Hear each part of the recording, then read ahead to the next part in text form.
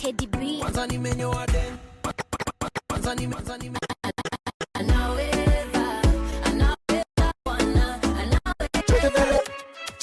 Check it. Baraka za baba. Yendo number uno, Yesu number uno. Yeah. Number uno, yendo number uno. Si chocha.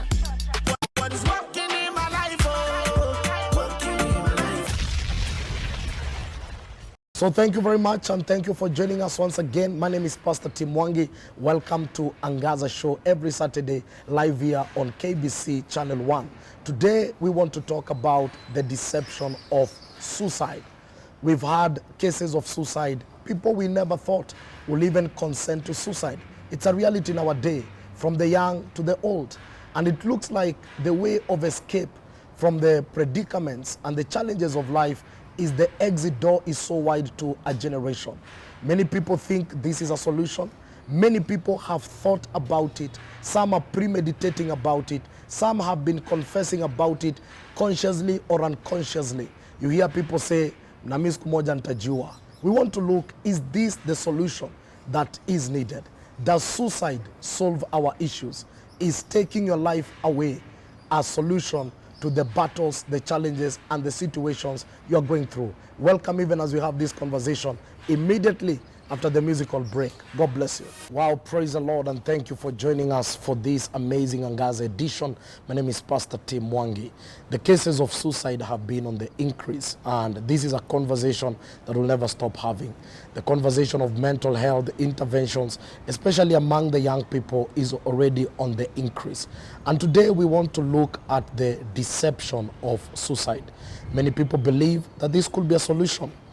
As a pastor where I sit, I've seen people come to my office and tell me life is too hard, and I just feel the best thing is to bow and, just take my life off. Some people will say, I don't want to be a burden to anyone anymore, and I just want it quit so that they forget about me and they never think about me anymore. I'm tired of making them suffer. And these conversations have been on the increase, and today I'll be joined by one Isaac Kamau to talk about the deception of suicide. So welcome and thank you. And Isaac, karibu sana. Thank you so much. Karibu sana. Thank you so much. I know you've written this book, Yeah. The Deception Behind Suicide. Yes. An amazing topic. Thank you. Because many people think suicide is a solution. Yes. Maybe briefly. Yes. Is it something that you went through? Yes. I wrote the book because of an experience. It was in 2015. I had I was doing businesses, and all of a sudden I lost around 4 million to conmen, and it was very difficult. Yeah? So the bank, they came and auctioned all I had. I had 2 vehicles, they took them, they took the businesses. I had just married. Yeah? Okay. And my marriage also didn't work because I sank into depression. I did not know what depression is, but I sank into depression. Just before the fall, I was doing very well, yeah? If at all people could steal 4 million from me, that means I was doing well. Yeah. Then what followed, I was broke. I was so broke until broke people were encouraged when they saw me, yeah? So, I mean, no food, nothing, yeah? And then the marriage was also difficult because I'm depressed, yeah? Okay. And so I got an idea. I was saved, by the way, but I got an idea that suicide is a good way to end all these problems. And so I went to the internet, and now I was searching for a way to die that is not very painful. I also don't like a lot of pain. Okay. And also, I was just so curious to see how people die, how they look like, And then the internet rechanneled me to 1,000 Ways to Die. Wow. And so I watched 1,000 Ways to Die for like 2,000, like one, all of them, 1,000, then another 1,000. Wow. I was trying to validate the thoughts, and they were validated. And I felt it was now time. It was now time, yeah? I had chosen one. So it was a Wednesday. And I knew by Thursday, at around 5 p.m., I'll not be alive. Okay. And it was painful to even think about my burial, how my mom will respond, the pain I'll cause the people who are left behind. And that's when the Lord spoke to me. That this is the first time God has ever spoken to me one-on-one. And he told me, you know what, Isaac? You will stop breathing, but you will not die. Wow. It will be a transition to eternity. So you cannot kill what you didn't even create. So it's a deception. And I asked God, so what? So now what do we do? I'm here, I'm broke, no relationships, no money, nothing, I can't afford rent. And I forgot to say that while I was still struggling with the money, one of my friends bought a V8. Wow. And he stopped picking my phone calls. Yeah, you can imagine you're sinking and somebody else is buying a V8. Wow. And so just when I was about to do it, the Lord told me it's a deception. And the purpose of my experience is that He's given me the authority and the assignment to make the whole world to know that suicide is just an English word. That when we stop breathing is not death. According to God, that is not death.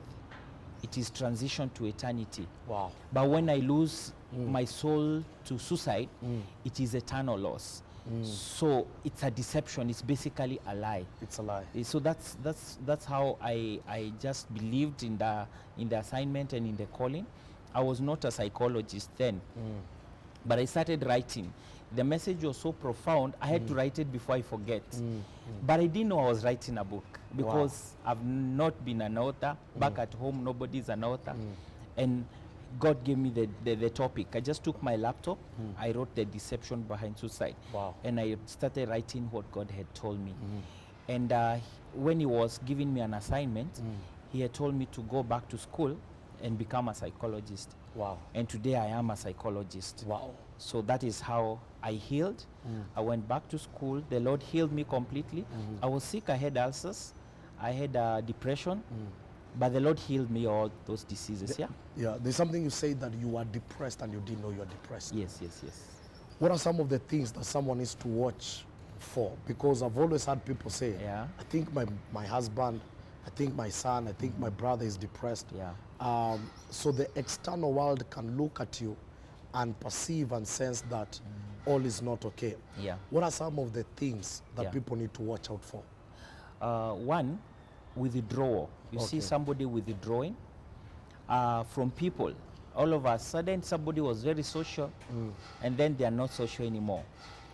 It also acts in another way. You might find somebody who was not social, and now they've become so social. Okay.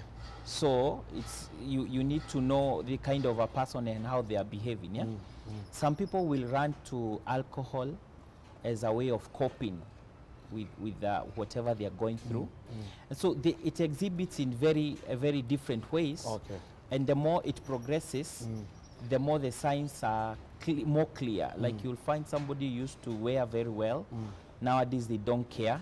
They don't care about how they look. Okay. Somebody used to comb their hair well. They never comb their hair anymore. So those are just some of the signs. But it's also dangerous for people like a group of people called sanguines. Okay. I happen to be one. You can't know these guys when they are depressed. I can be very okay when I'm with people. Okay. But when I'm alone, it can be very, like for me, it was very difficult when I was alone. But when I'm with people, I'm okay. That's why you've had some comedians kill themselves. And then they were okay. Like today, they were in a show and they did very well. Then the next day, they are gone. You're like, what happened? And so the people always say that alikuwa sawa, hakuwa nakata nikaa kuna kitu inamsumbua. Yes. And you know it ends up as a paradox. Exactly. So do we have passion? Unaweza kuwa depressed kidogo, alafu after some time urudi fiti. Yes. Na pia unaweza kuwa depressed for long. Kabisa. Inaanza, unajua unaanza tu polepole, unapata maybe uko bereaved. Like now, the loss of the monies and the relationships and such. It turns out to stress kidogo, and then all of us face setbacks. Yes. And then there's depending on your personality, like there are pessimists in life. Yes. And pessimism is developed, it's a process to become a pessimist. Yeah? There's a way they explain their situations, yeah? And now the depression keeps growing to what we call major depressive disorders. Yeah? Inakam inakuwa kitu serious. Inakuwa kitu serious hadi imefika place unahitaji madawa, unahitaji kwenda kama ni Madhare, but it's progressive. Okay. It's progressive. So there's different stages. So when did you reach place ulikuja hit rock bottom? Yes. Was there a trigger? Yes. For you to feel Niaje, this thing is over? Because I believe loss of business, that was not easy. Yes. And I want to believe the losses did not come at once. Yes. Haikuja kijob. Yeah. Zilikuwa progressive. Yes. So when is this time ulifeel Niaje? Nime hit rock bottom. And what triggered that rock bottom? So to even now plan for a day and now look for ways. Yes. So I used to get very agitated na watu kunipigia kuniitisha deni. Okay. Kwanza bank. Nakumbuka kuna bank ilikuwa imezoea kushinda wakinipigia phone. Wakiniambia wanakujia the next car. Na kuniambia yani wananiharas tu sana. And then kuna one of my friends, he was doing well. Nikamuomba deo nilikuwa nataka kubuy lunch. Because yani nilikuwa naenda mpaka 2 days sijai kula. Nasikia mpaka relationship imekuwa na shida. Hata a very new marriage haifanyi. So my friend akanisomea sana. Akaniambia hiyo tabia kukopa pesa. Na si ati nilikuwa nimemkopa. Niache tabia mbaya ya kukopa pesa. Okay, this a way he put it. But yeye alikuwa sawa. He had money. He was okay. Hai, nikaona hapana. This thing siwezi. I'll never be able to come back. It was also a shame. Nakumbuka madhi yake Nicole ananiambia, "Hey, ni aje siku hizi utumika kitu." Na unajua siwezi anza kumexplainia venye niko kwa shida. Okay. So namwambia gojea kidogo kuna kitu fulani na sote. Okay. So all those pains, I remember some youths, nilikuwa chairman wa youth at some point, wakikuja kuniambia nikuwe guest wa event walikuwa nayo. Wajui nimesota kualiko. Okay. You know. And I'm like, how do I explain this? Yeah. Okay. So ilifika place venye kwanza nilianza kuitishwa madeni na ninaharasiwa na naanza kuchotwa. Nakumbuka kama kuchotwa gari ni very painful. Unaona majamaa wameenda nayo hivyo imeenda. I could not stomach that. Those guys are brutal. They are brutal. Wamekuja mpaka na polisi wa AP. Nao majamaa wa kwenda ku auction na masuti fulani na mafiles. I know that was too much. So it felt like the world is coming to an end. Nilisikia nimefika mwisho. Okay. I lost meaning and I lost purpose. By then I was also angry with God. Mimi nimekuwa nikiserve God. Nilikuwa naenda mashule, najituma kujituma. So na feel pia God amenifail. Okay. Naona sasa hapa hata God mwenyewe nitamfunza lesson. Nilikuwa nimemwambia God, nao juu najua workers ni wachache. Sasa wanaenda kukua wachache zaidi juu sitakuwa. I'll not work again. Wow. So all those things nilikuwa naona tu everybody is against me including God himself. Wow. But I didn't know there were deceptions as well. And this is the reality of many people. Yeah. Because there are people who will be very angry and ask you, where was God? Yes. When all this was happening. Yes. Idi lilienda mrama ilikuwa nini ba? Ni wasiona alafu wanakuchoresha kitenda, wanafanya ma LPO, inakaa deal genuine. Okay. And then wakaona anachukua vitu, then wana disappear. Okay. Never to pay the money. Yes, Wow. it was not just one day. It was like a spread to maybe 6 months. Okay. Deal hawa hivi. Wow. It was like kitu tu ni kama wave imekuja at once from like 3 people and then all the money was lost. Wow.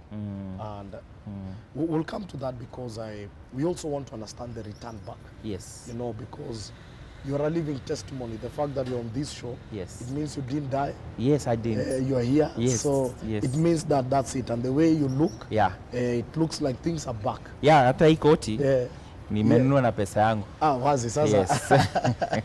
Anyway, we'll be coming right back immediately after the break. Suicide is real, depression is real, rock bottom is real. The issues of life are real. And someone said, shida zikupatiangi notice, zinakujanga bila notice. We want to understand because taking your life is not the solution. And I like what our guest has said. That thing always wait for you to consent to it and say, now I just want to go. But it is the end of breathing, but not the end of living. I love that line. So immediately after the musical break with DJ Taff.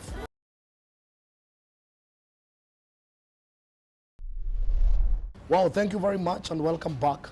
Today we are discussing about the deception of suicide. I remember there was an article going around and they were showing that in one Western country, they had innovated a way that someone can commit suicide without pain. And it looks like when the world does not find solutions, they now think the exit way is the easiest way. We've had people talk about it and people make it even look like if things don't work out, this is what I'm going to do. In a world where things are changing rapidly, the stress ratio is very high, suicide has become like the order of the day. But I thank you because I'm here with Isaac, an author of an amazing book called The Deception Behind Suicide. And he's not just talking about something he has read. This is what he has gone through, overcome it, and now he's back on his feet. So Isaac. Yes. So now God has spoken to you. Yes. But God has not changed anything. Yes. Deni bado iko. Yeah. Bank bado iko. Yes. Umeachwa na sauti. How do you begin the journey? Hey, that was tough. I remember just when God told me it's well, because I asked him, we uko wapi? Kwa hii story yote, uko wapi? Ama umeketi somewhere, maybe unanichekelea or something, yeah? Where are you and what are you thinking? Yeah. How is my future? So the Lord told me, I will help you. I'm in need. I'm in your problems, and it's through your problems that you will get to high levels and to fulfill my assignment. Wow. And just when I was getting convinced, I see a phone call from the bank. Wow. Ai, nao niamini nani? Ninasikia sauti hata mtu sioni na hii ni phone call real. Hii ni ya bank. Wanataka do zao. And now I started doubting, but I still believed. And so the problems could still be with me for a very long time because I still had to pay the debts. Sina gari sahi natembeanga tu.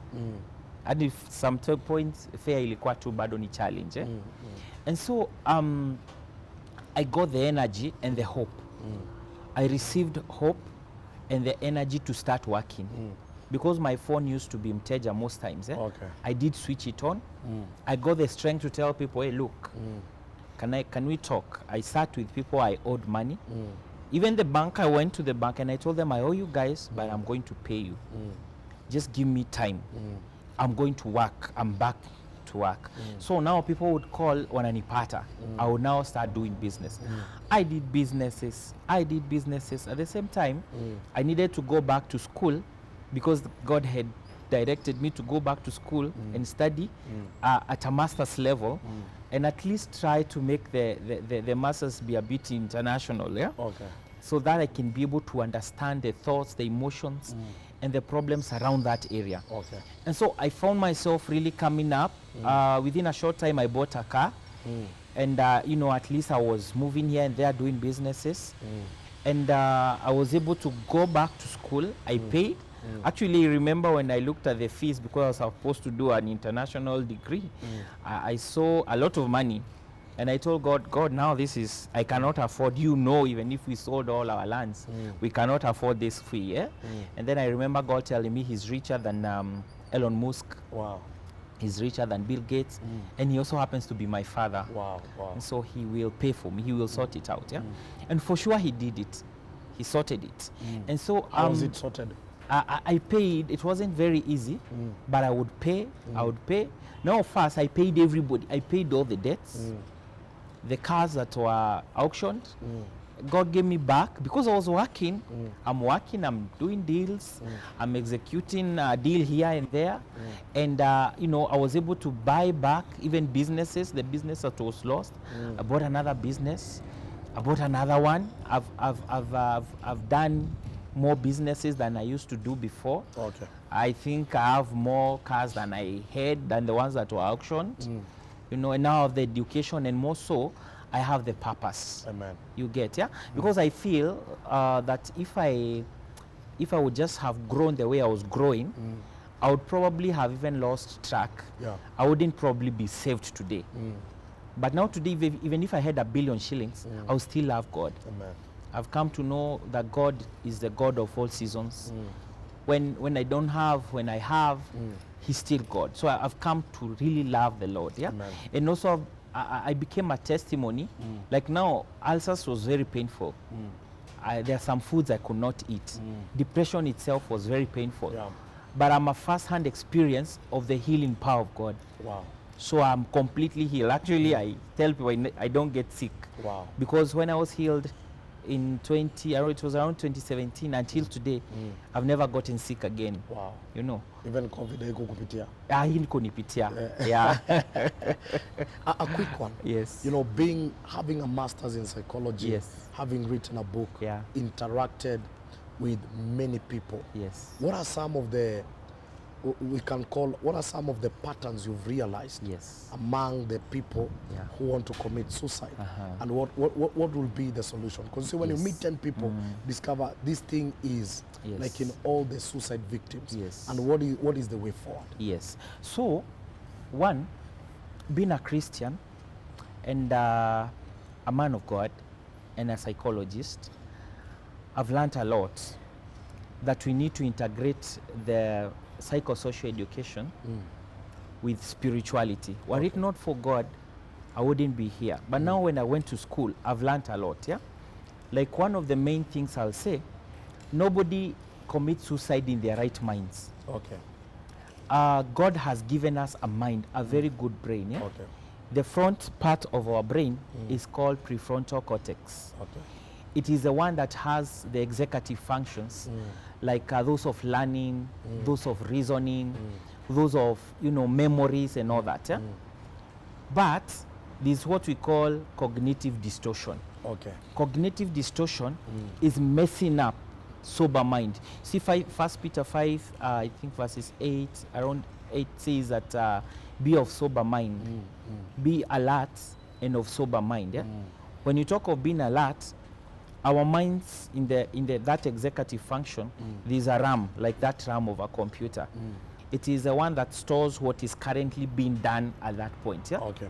So when the RAM is sabotaged, for example, by what we call emotions, emotional reasoning, something like grief and depression, that's why people kill each other. Okay. When you go to the jails, you'll find good people somebody is good, and then you wonder, how did you kill your wife? Yeah, it is because the RAM was sabotaged that point when they executed, and then they came back later to now they feel very guilty.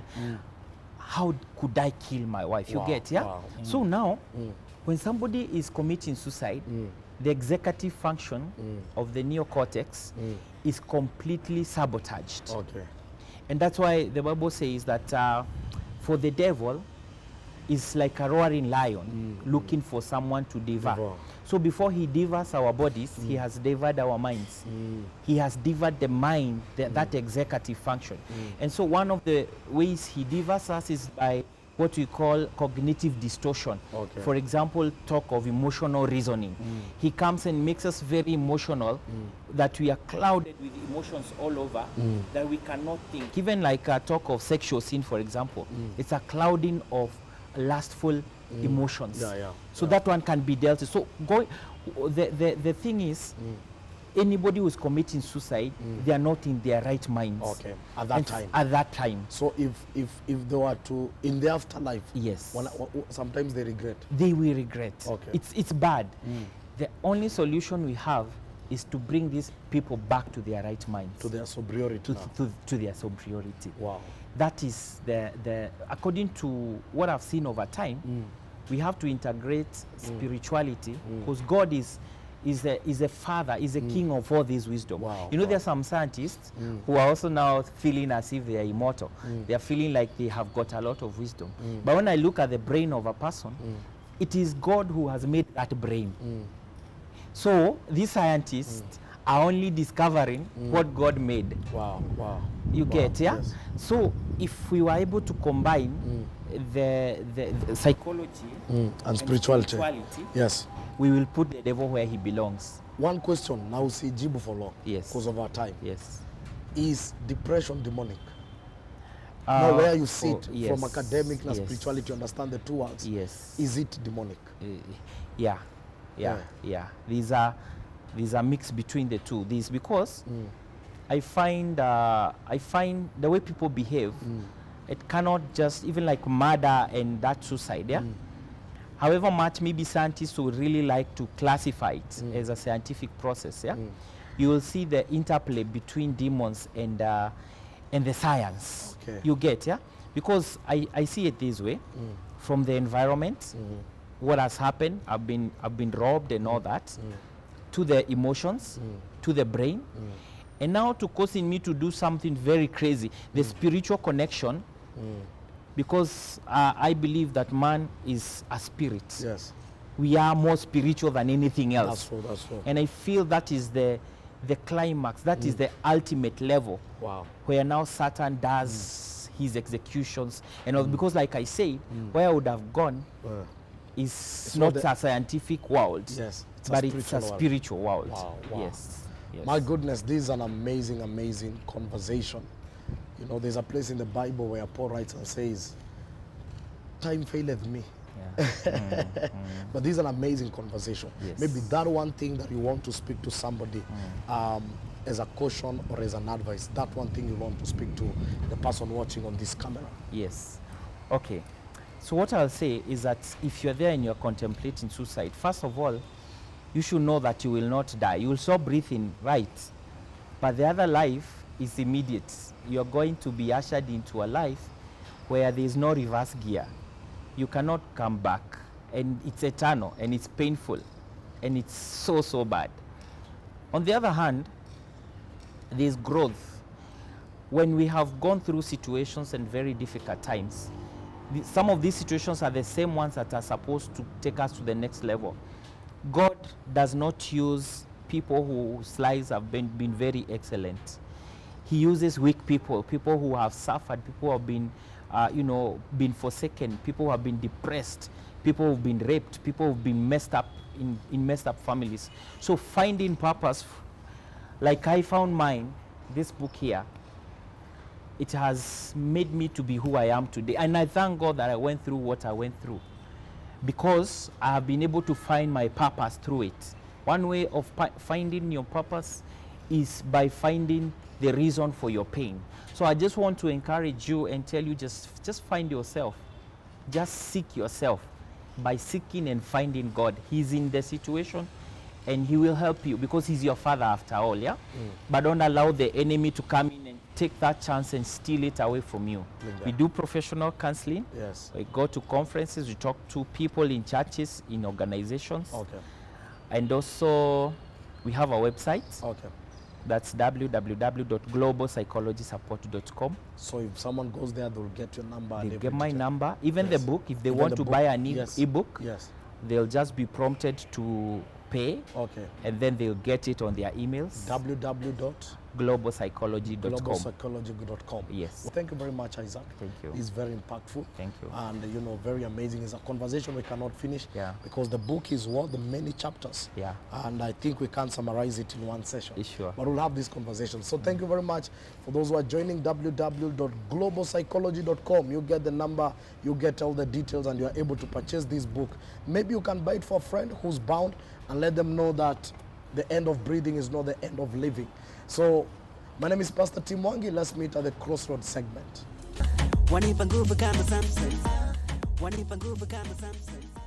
Wow, thank you very much and welcome. One of the things that I've discovered about life is that we have been prepared for many things, but no one prepares us for pain. Many curriculums are about success, dominance, making it. Even our preaching is more about blessing, the next level, open doors. But no one ever tells us that when we are going through life, pain, disappointment, losses is a part of the journey. Behind every successful story, there are always stories of failure and stories of pain. Someone said, if you show me your medals, you'll intimidate me. But if you show me your scars, you'll inspire me. And we live in a world where people parade medals, and very few people want to parade their scars. Behind every star, there are many scars. And you can always change your scars into stars. What I'm learning from this is that life does not operate on a straight line. There are challenges, but you need to develop in two levels.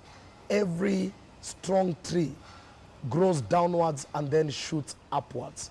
Growing downward is the ability to hasten and strengthen your spiritual life, and growing upward is now growing in your social, economic, and any other life that is upward here. A good tree has developed roots downwards, and it is able to stand the winds, the storms, and everything that attacks it upward. Suicide is real, but suicide has never been a solution. In the words of Isaac, I'll conclude and say that indeed the end of breathing is not the end of living. Stay sober, and the devil will not have a leeway to take out your life or make you consent to death. Pastor Tim Mwangi, and thank you for joining us. Thank you for the amazing crew behind the camera, the production team, and KBC for always giving us this platform to have this conversation. Till next Saturday, God bless you and have a blessed weekend.